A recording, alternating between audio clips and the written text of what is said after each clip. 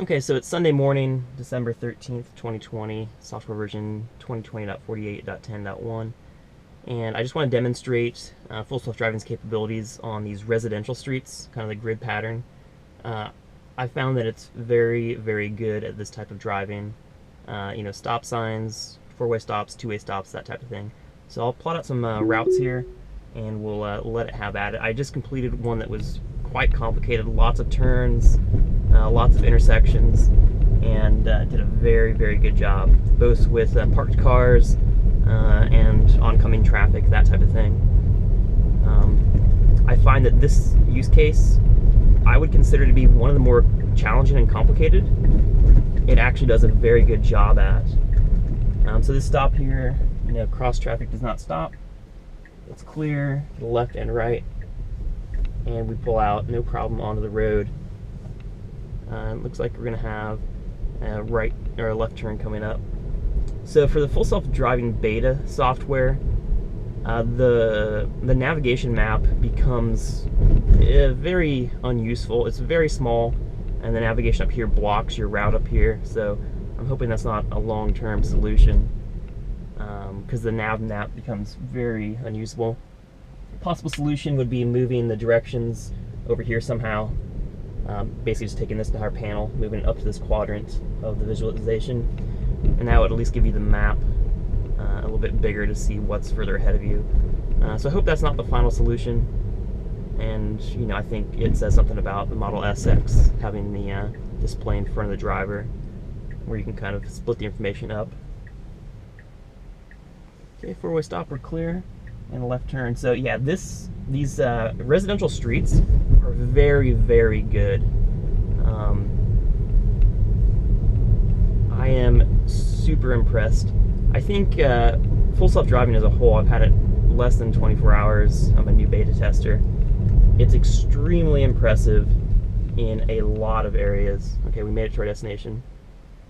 The biggest challenges right now are unprotected left and right turns for the most part there. So let's pick something that will require a little bit of maneuvering. Let's see if we can go here, which is challenging with a right and a left. Let me go a little bit further up the street there, just to force it to make that turn. It doesn't want to. Oh, it's a one-way. It's a one-way.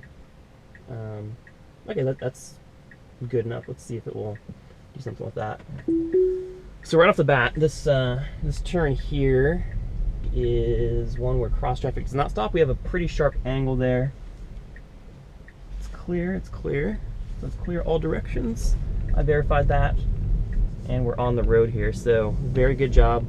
Left turn. This one's actually at a stoplight. I'll do a few more routes here, just randomly through the neighborhood. Oops, squirrel. Didn't notice if it identified that or not. So this is traffic controlled here. Looks like the light's changing for us. We have a path plotted out. Light turns green, use accelerator or gear stock. So that's interesting. That's not something I've seen. Okay, very nice path. And then immediate right turn. So that was amazing. A little bit fast, but man, it did a great job. So we'll let it kind of go around this AT&T truck here. Actually, it's going to end. We'll cancel nav. I'll stop in the middle of the street here, and let's go somewhere like here and see what it does for us. Okay, not bad. So 20 is kind of a good max speed. It defaults closer to 25, sometimes 30, which is way too fast. I wish there were a way to whoops, that squirrel, missed him. I wish there were a way to set the max speed where it wouldn't automatically go faster. Because I'll set 20, and then I'll probably turn this street and it might go back up to 25.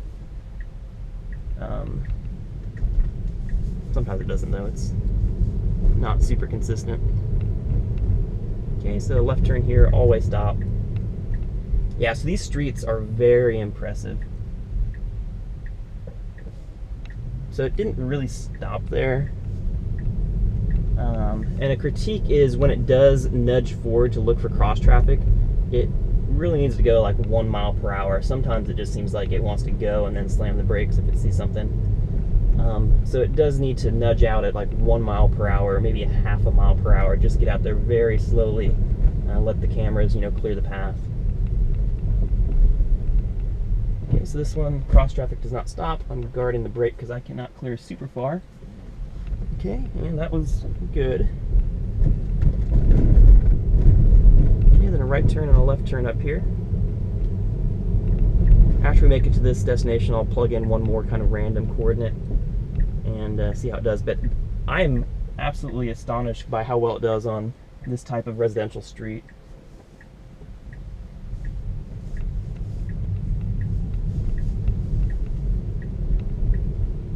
And straight to a left turn. So on these residential streets, it is phenomenal.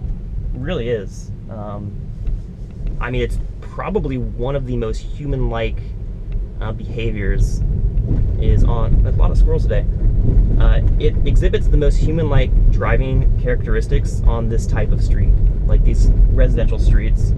It does a very good job.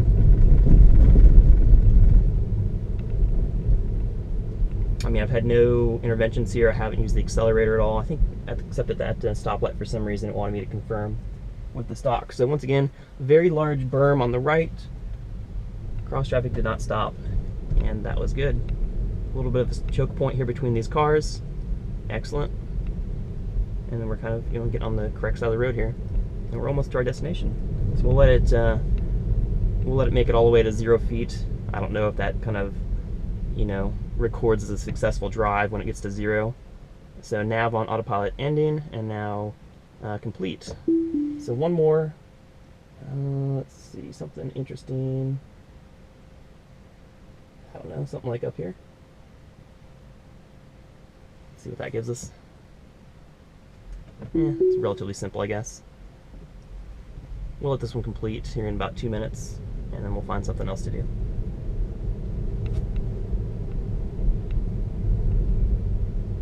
Okay, cross traffic does not stop. Give me a left turn, so this is unprotected left across traffic. Be very cautious here. So there's a car to the left. No cars to the right. It's clear. Right now it's clear. Perfect. It goes at the first moment where it's clear. Amazing left turn into a 4-way stop up here. I can spin it up to 25 now since we're kind of on a little bit faster street. All-way stop. It's clear. Not a full stop. We got down to, I didn't notice, just kind of a rolling stop, which typically I don't like to do.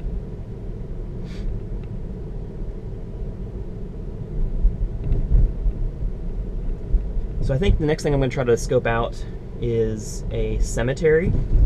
Those cemeteries have lots of narrow, winding paths. So I'll see if I can scope out one of those and see how we can do on kind of those tight, twisty areas. That'll be the next thing I'm going to seek out. I know there's some very large cemeteries in this area that I've been to before. That would be a great challenge, I think. I don't suspect it will have too much trouble because from my experience so far, it does an extremely good job of mapping out the drivable area.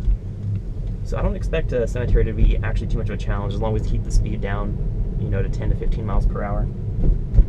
Anyway, this was outstanding. I think we did all those drives with no disengagements. At most, we had a stalk to confirm for that stoplight. So very, very good job on kind of these grid pattern residential streets. Super impressed with that.